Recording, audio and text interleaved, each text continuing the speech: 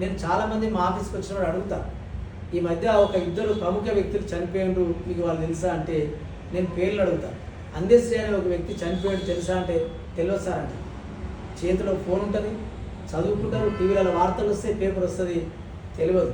అట్లనే కామ్రేడ్ హిడ్మా చనిపోయాడు తెలుసా అంటే ఆయన ఎవరు సార్ అంటున్నారు.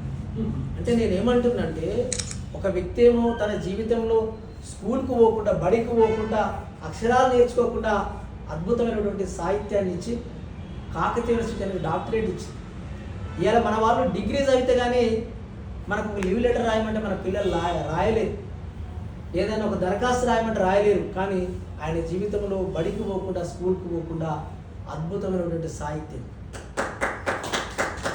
25 పైసల అగరొత్తులు గాల్చి 65 కోట్ల కోరికెలడుగుతాడు. అవసరానికి మనిషి సృష్టించి రూపాయి చుట్టూ తిరుగుతున్నడమ్మా.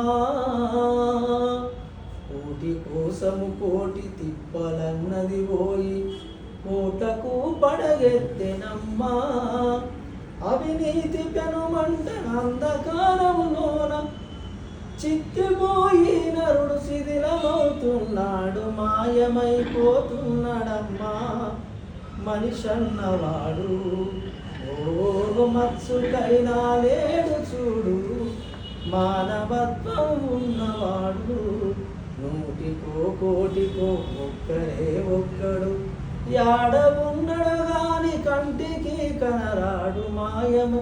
అద్భుతమైనటువంటి మానవ జీవన పరిణామంలో అద్భుతమైన గీతం రాసిన అందశ్రీ వారు చాలా మంది తెలియదు. అంటే నేను ఎందుకు చెప్తున్నానంటే వీళ్ళ గురించి తెలిస్తే సమాజంలో ఏం జరుగుతుంది, మనం ఏం చేయాలనే బాధ్యత తెలుస్తుంది.